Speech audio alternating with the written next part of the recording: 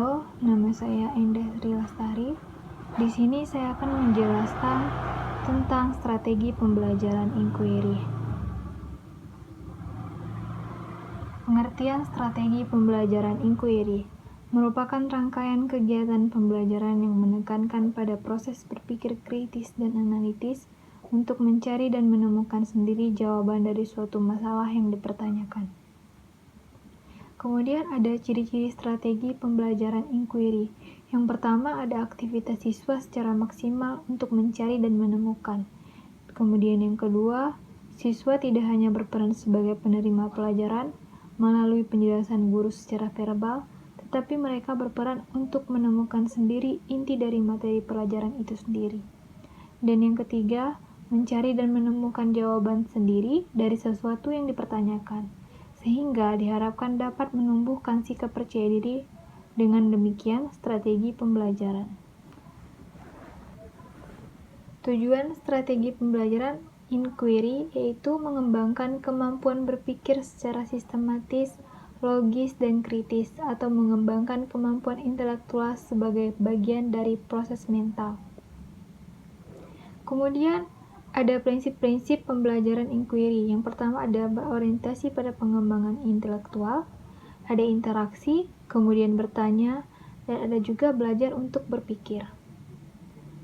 Dalam prosedur pembelajaran inquiry ada beberapa langkah, yaitu orientasi, merumuskan masalah, merumuskan hipotesis, mengumpulkan data, menguji hipotesis, kemudian ada mengambil kesimpulan. Dalam teori ini, keunggulan dan kelemahan tentu saja ada. Keunggulannya adalah memberi ruang kepada siswa untuk belajar sesuai dengan gaya belajar mereka. Dianggap sesuai dengan perkembangan psikologis belajar modern yang menganggap belajar adalah proses perubahan tingkah laku berkat adanya pengalaman. Menekankan kepada pengembangan aspek kognitif, afektif, dan psikomotor secara seimbang, sehingga pembelajaran melalui strategi ini dianggap lebih bermakna. Selain itu, dia memiliki kelemahan, yaitu sulit mengontrol kegiatan dan keberhasilan siswa. Strategi ini sulit dalam merencanakan pembelajaran oleh karena terbentur dengan kebiasaan siswa dalam belajar. Kadang-kadang dalam mengimplementasikannya memerlukan waktu yang panjang selama kriteria berhasil. Belajar ditentukan oleh kemampuan siswa menguasai materi pelajaran, maka strategi ini akan sulit diimplementasikan. Kemudian ada beberapa model inquiry. Yang pertama yaitu inquiry deduktif. Inquiry deduktif adalah model inquiry yang permasalahannya berasal dari guru. Siswa dalam inquiry deduktif diminta untuk menentukan teori konsep yang digunakan dalam proses pemecahan masalah. Ada inquiry induktif.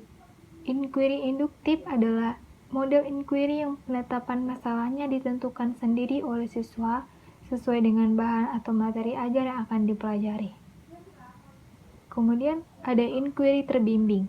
Dalam proses belajar mengajar dengan metode ini, siswa dituntut untuk menentukan konsep melalui petunjuk-petunjuk seperlunya dari seorang guru. Petunjuk-petunjuk itu pada umumnya berupa pertanyaan-pertanyaan yang bersifat membimbing.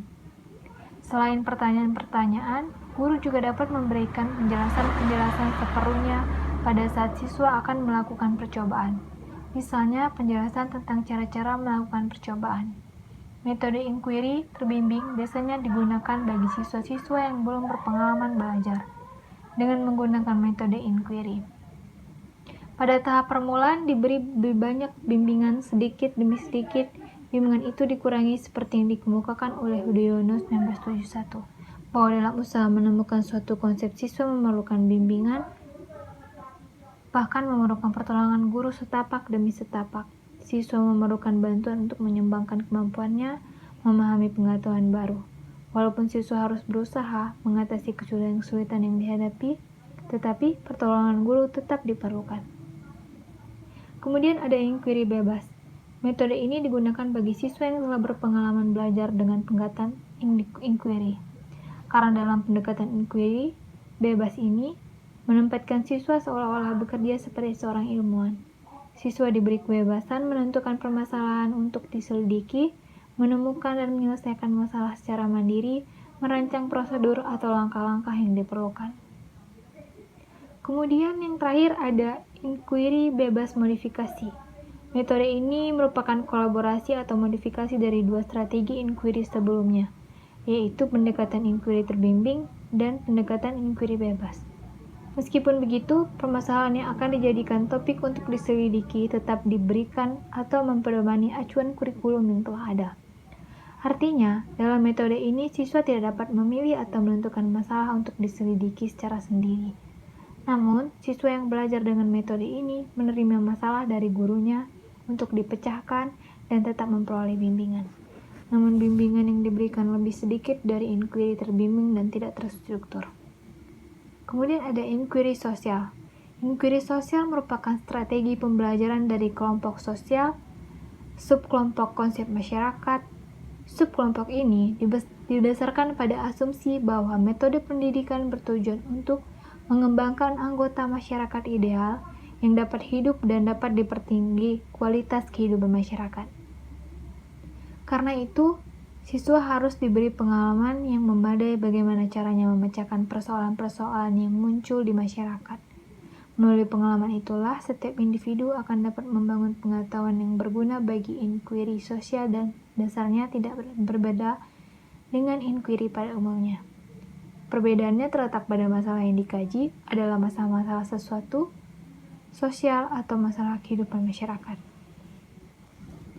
Kemudian kita mendapatkan pembelajaran berdasarkan masalah, yaitu metode pembelajaran yang didasarkan pada prinsip menggunakan masalah sebagai titik awal diskusi, akuisisi, dan integrasi pengetahuan baru. Berbeda dengan pembelajaran inquiry yang lebih menekankan pada masalah akademik, dalam mengembangkan pembelajaran berdasarkan masalah problem-based learning, lebih memfokuskan pada masalah kehidupan nyata yang bermakna bagi siswa. Refleksi, bagaimana kemungkinan penerapan metode inquiry di tempat kerja Anda? Dilihat dari yaitu yang pertama karakteristik siswa, dan yang kedua adalah sumber dan lingkungan, belajarnya gimana, kemudian yang ketiga ada kompetisi guru, dan yang terakhir adalah kurikulum sekolah. Sekian presentasi dari saya.